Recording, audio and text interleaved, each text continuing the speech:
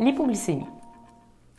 L'hypoglycémie n'est pas à prendre à la légère parce que c'est une situation qui peut vite déraper et avoir des conséquences sérieuses sur la santé. À court terme, il peut y avoir confusion, évanouissement, ça peut même entraîner une chute ou un accident. Donc, il faut être très, très prudent. Et si c'est une hypoglycémie qui est non résolue, et ça peut entraîner des dégâts cérébraux et même la mort. Donc, non, c'est vraiment... il faut agir rapidement. Donc, l'hypoglycémie, c'est une baisse du taux de sucre dans le sang en dessous de 4 millimoles, avec ou sans symptômes, parce que parfois on les sent moins. Hein? Plus on fait des hypos, moins on va les sentir. Donc, on sait que ça constitue une urgence. Les symptômes, ça ressemble à quoi? Les symptômes varient d'une personne à l'autre, mais en général, les symptômes pour l'hypoglycémie, c'est la transpiration, l'anxiété, les tremblements, la faiblesse, donc on se sent faible, on est étourdi, on peut avoir des troubles de la parole, on peut se sentir confus, avoir mal au cœur, changement d'humeur. Il peut y avoir aussi des troubles de la concentration. On peut avoir la vision embrouillée. Moi, personnellement, le teint pâle rapidement, hein? Donc ça change la couleur du teint. On peut avoir des maux de tête et de la somnolence. Donc, c'est très vaste quand même, assez comme symptômes et ça peut différer d'une personne à l'autre. On doit apprendre à reconnaître nos propres signes. Qu'est-ce qu'on fait en cas d'hypoglycémie?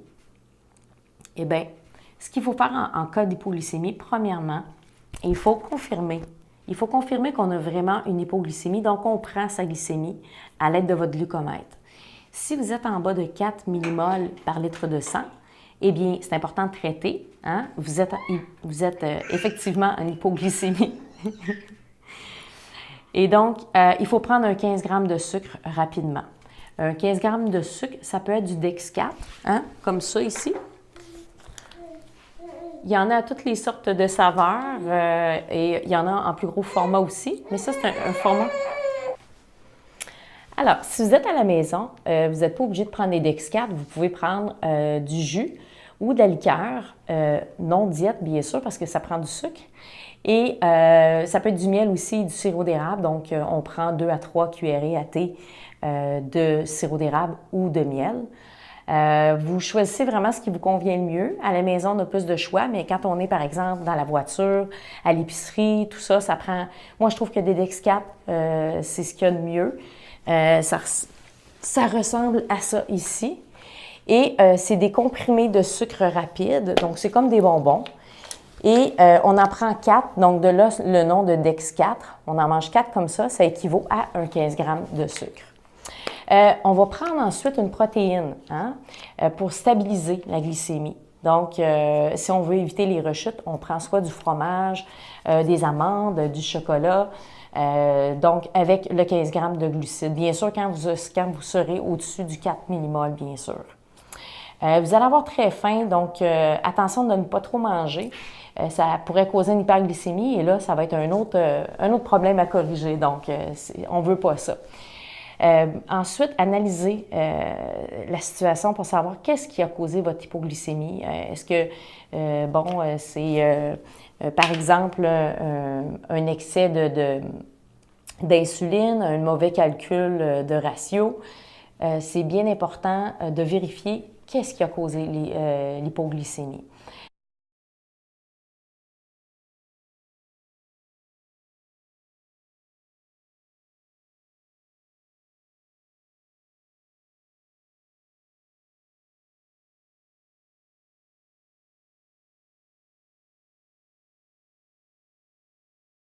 La plupart du temps, les hypoglycémies sont causées par notre gestion. Hein? C'est sûr que la gestion du diabète, c'est tout qu'un art et c'est normal d'avoir de la difficulté. Le pancréas, c'est une super belle machine.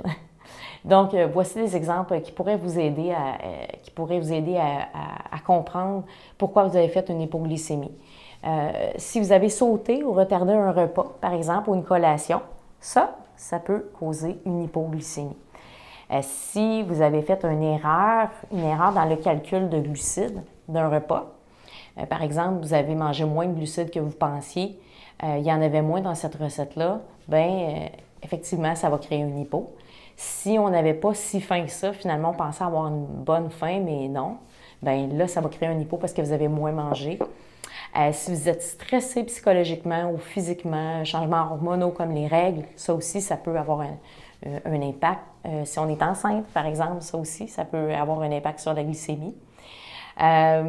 Donc, si vous êtes trompé dans la dose de votre insuline, si vous faites plus d'activités que prévu ou que le niveau d'effort ou la durée est plus importante finalement que prévu, bien, ça peut causer une hypoglycémie.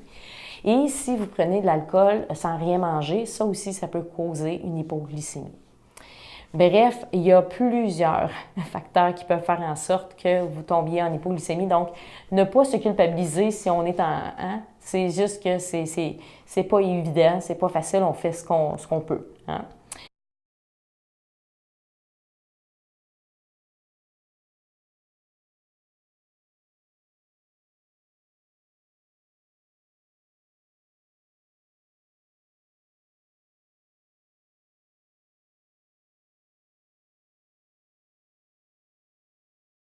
Donc, pour vous aider à faciliter la gestion des hypoglycémies, toujours avoir sur vous du sucre et une collation. Donc, par du sucre, j'entends du Dex4, du sucre très, très rapide comme ça, et que vous pouvez avoir au bureau, dans l'auto, dans la bourse, toujours sur vous. Et d'avoir aussi accès toujours à votre lecteur de glycémie, peu importe où vous êtes.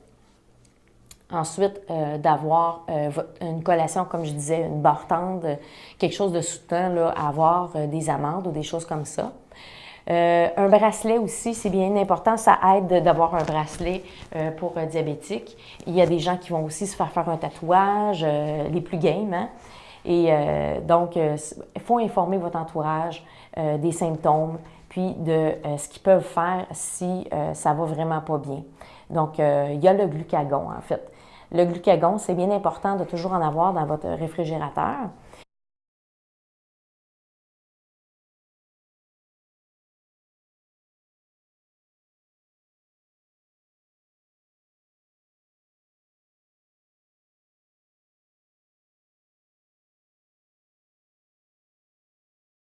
Le glucagon, c'est une hormone qui augmente la glycémie.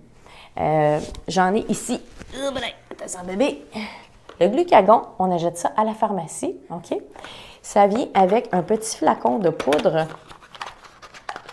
comme ceci et une seringue comme cela avec du liquide à l'intérieur. Tout est bien fermé, OK? Ce qu'il faut faire, c'est qu'on injecte le liquide à l'intérieur du petit flacon qui a de la poudre. On mélange bien et ensuite, on réinsère la seringue pour retirer le nouveau mélange qui a été fait pour se l'injecter dans la cuisse. Et quand je dis se l'injecter, je parle bien sûr de quelqu'un d'autre qui vous l'injecte intramusculaire. Cela veut dire que c'est bien important de former soit votre conjoint, conjointe, votre colocataire, votre père, votre mère, bref, la personne avec qui vous vivez doit vraiment être formée pour savoir quoi faire en cas d'hypoglycémie sévère. Hypoglycémie sévère, j'entends par là que vous êtes inconscient puis que vous ne pouvez plus prendre de sucre. Alors, c'est la solution, c'est le glucagon.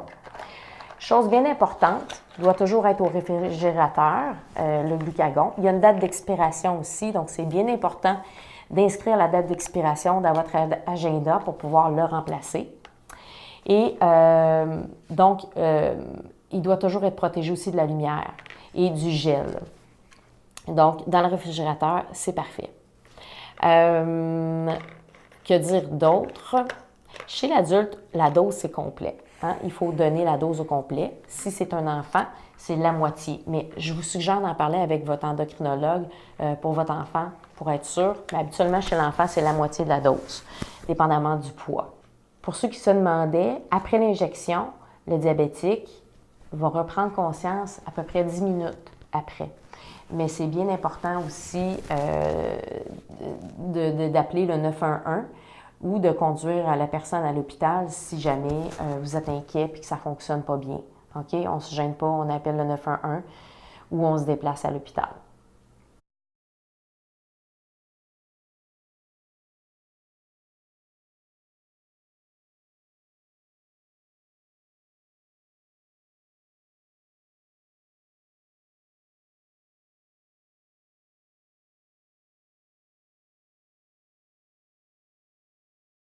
Comment prévenir les hypoglycémies?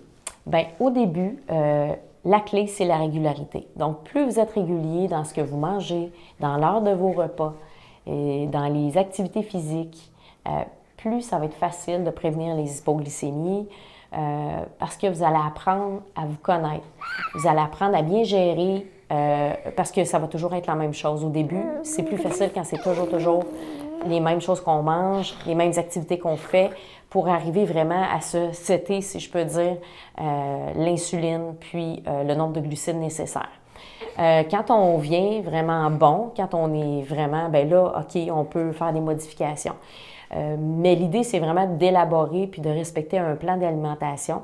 Ça peut être avec une nutritionniste si vous avez accès. C'est sûr que c'est l'idéal parce que avec elle, elle va vous aider à connaître vos besoins quotidiens en glucides. Fait qu'à partir de ça, vous pouvez élaborer un menu qui répond vraiment à vos besoins.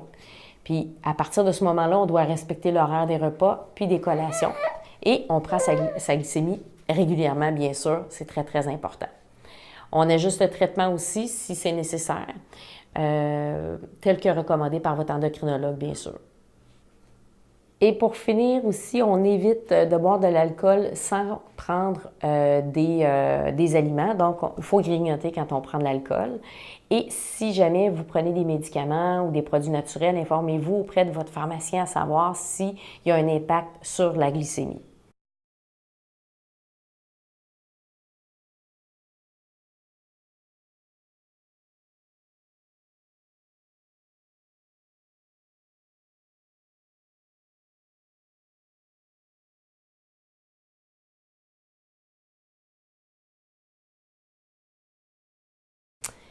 Voilà, c'est ce qui conclut cette capsule sur l'hypoglycémie. Si jamais vous avez d'autres informations pertinentes, mettez-les sous la vidéo. Je vais être très, très heureuse de vous lire, sûrement les autres aussi. Si vous avez des expériences aussi à partager, n'hésitez pas, mettez-les sous la vidéo. Ça va me faire plaisir de vous lire. Merci beaucoup.